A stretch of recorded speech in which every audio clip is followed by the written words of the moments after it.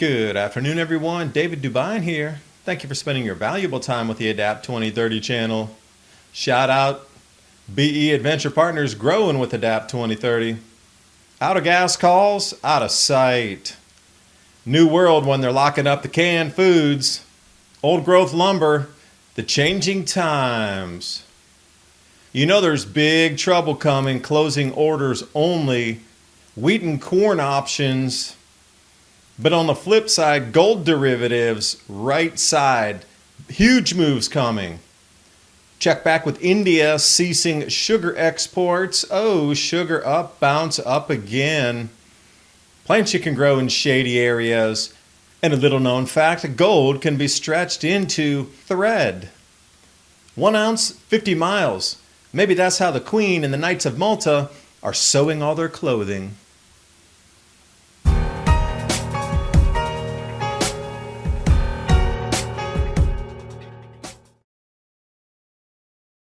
The CEO of Wells Fargo warns the worst is yet to come for Americans. Deutsche Bank is forecasting a major recession among similarities to the 1970s era of stagflation and real wealth destruction.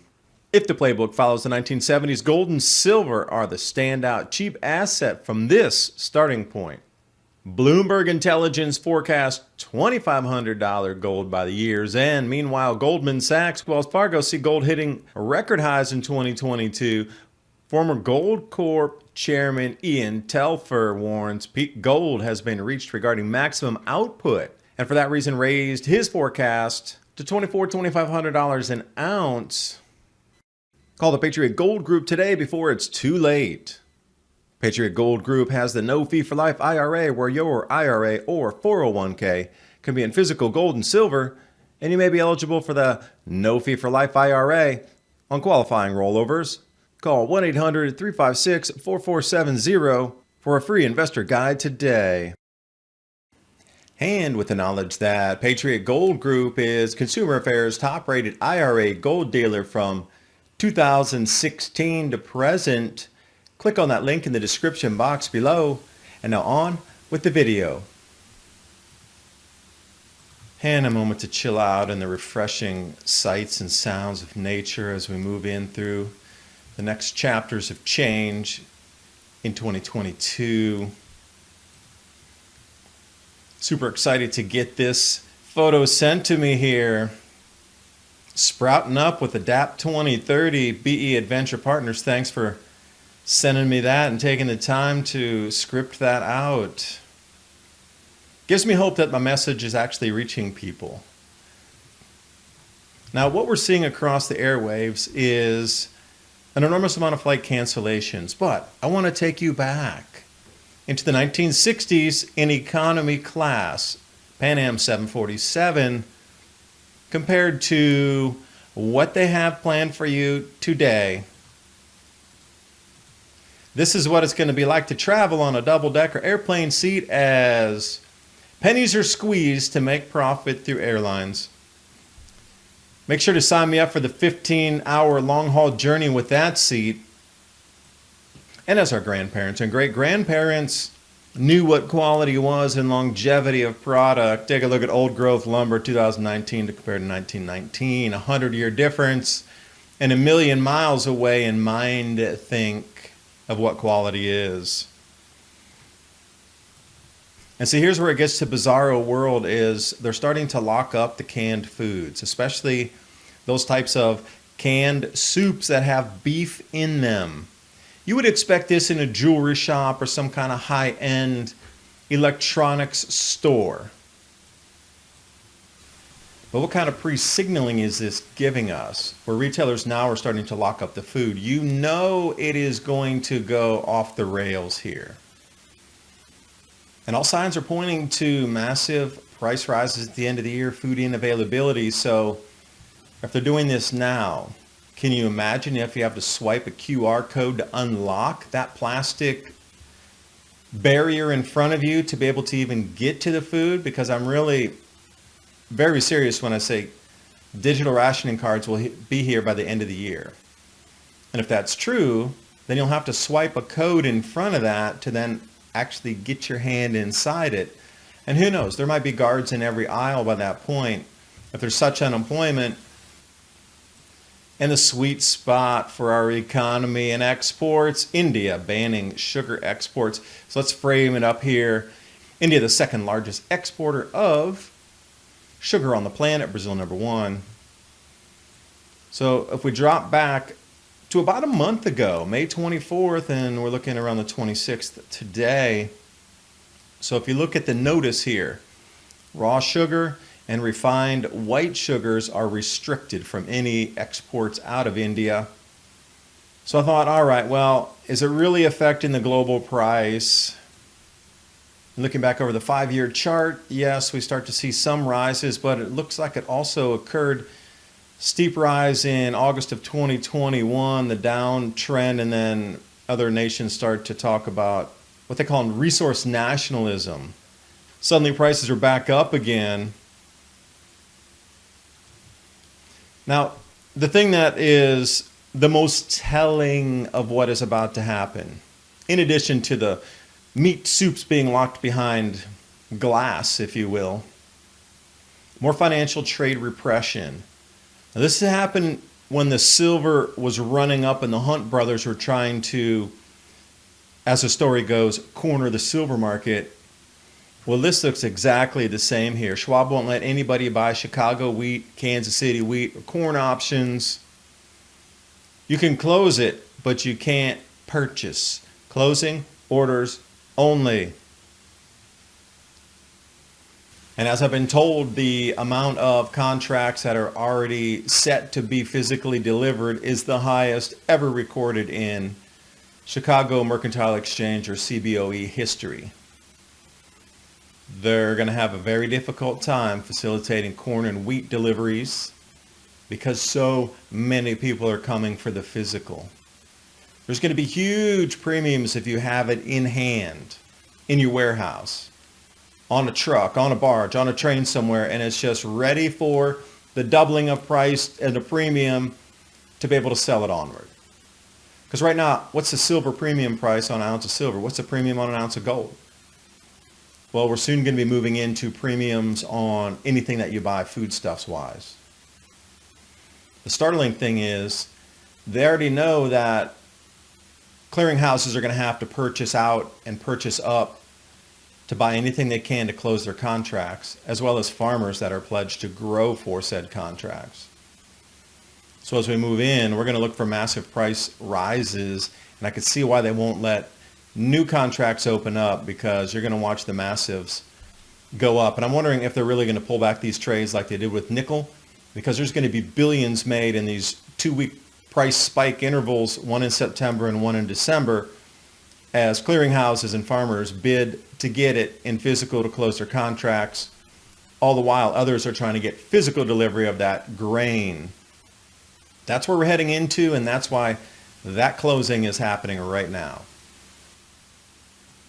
And then on the inverse here, if you look at the gold derivatives / precious metal derivative contracts, over on the right, 2022, something massive is going to be happening at the end of the year with gold and silver prices.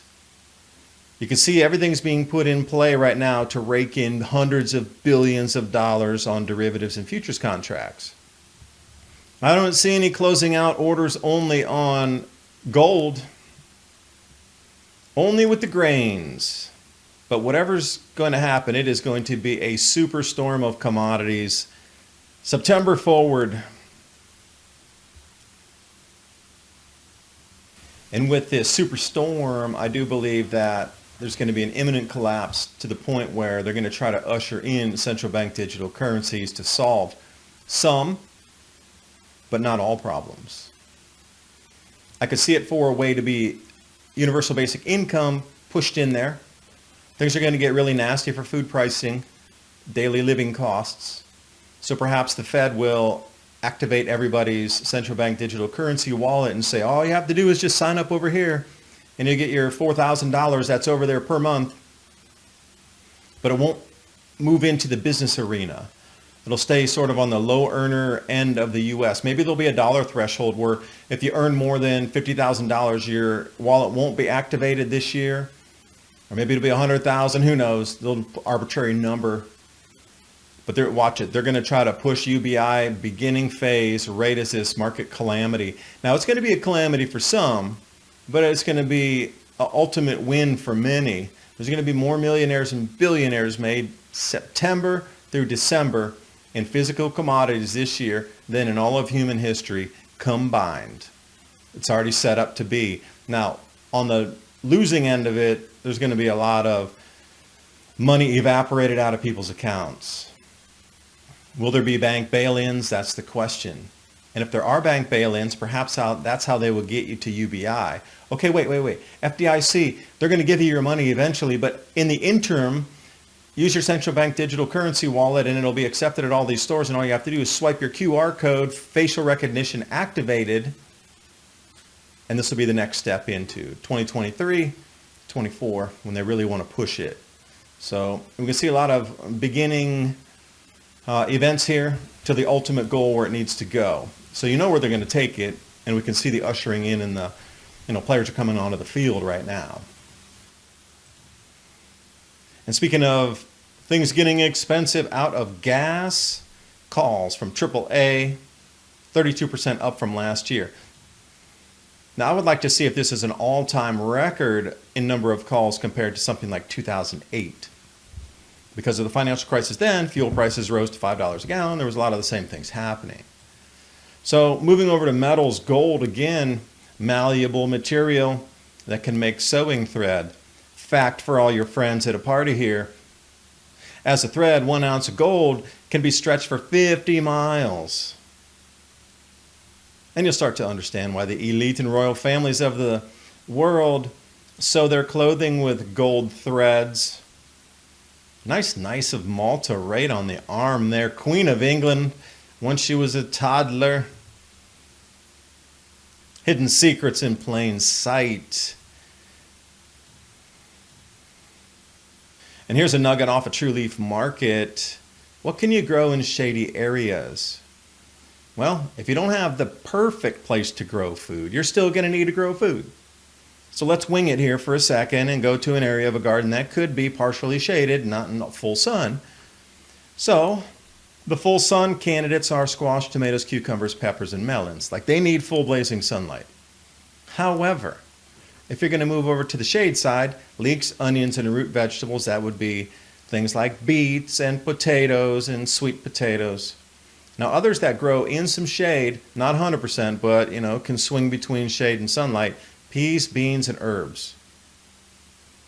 Broccoli, cauliflower, and kohlrabi. Now, kohlrabi I've had great luck with eating the leaves as it's growing. And the broccoli, we've definitely switched to broccolini. Forget the super huge giant head off broccoli. Forget it. Broccolini is where you're going to want to look. And please remember, True Leaf Market, a great way to support the channel. And as always, please help me grow the Telegram channel, t.me/adapt2030. All those links are below so you can share this with friends and family. So you just have to click the links or copy and paste them and the pages should open. Now you're going to have to experiment with the shady areas for your garden because it could get too wet. It might not dry out enough. But our number one thing that gave us the most productivity the fastest was switching to broccolini from the broccoli. Because broccolini are coming up and almost stalk-like with tiny broccoli heads at the top, and we had such good germination rate with those. And we continually clip the outside. You don't cut the stalk all the way. You trim on the outsides as it's growing, and it just keeps growing and growing. So you're getting micro broccoli continuously. And like I said, kohlrabi. You can wait to the end when it's coming up to its, fruit above the ground there. But as it's growing, if you're picking off the small, supple leaves, you can also add that into stir fries. And you should be looking at every single vegetable that's growing in your garden as a way to take some leaves off as it's growing, the smaller leaves, like cabbage leaves, as they're growing, you can also pull those out. So What is it that you can make a salad or a stir fry from as the plants are growing that's not going to damage the growth, but you can still get a nice handful of leaves every day for something to add into your diet? You know, morning glory is another real good one. Just kind of creeps along the ground there. You go out and snap off the ends of it. You know, sweet potato, a lot of the leaves for sweet potatoes are edible. You know, when you get that variety that's sort of shaped like a heart, not with a triple serrated edge on it. So there's an enormous amount of things that you can grow for food and take that harvest while it's coming to the final fruit or veg that you're looking for. So that'll be a whole bit of study. And then in the springtime, there are a few leaves that come out that you could pick off the tree as they're coming into you know, more hardened stems, etc. But right at the very breakthrough period during springtime, you can get a bit of a harvest out of some of the tree leaves if you know which ones you're looking for. Obviously, it's going to depend on which latitude you're at. But I do thank you for watching. Hope you got something out of the video, and I will see you next time.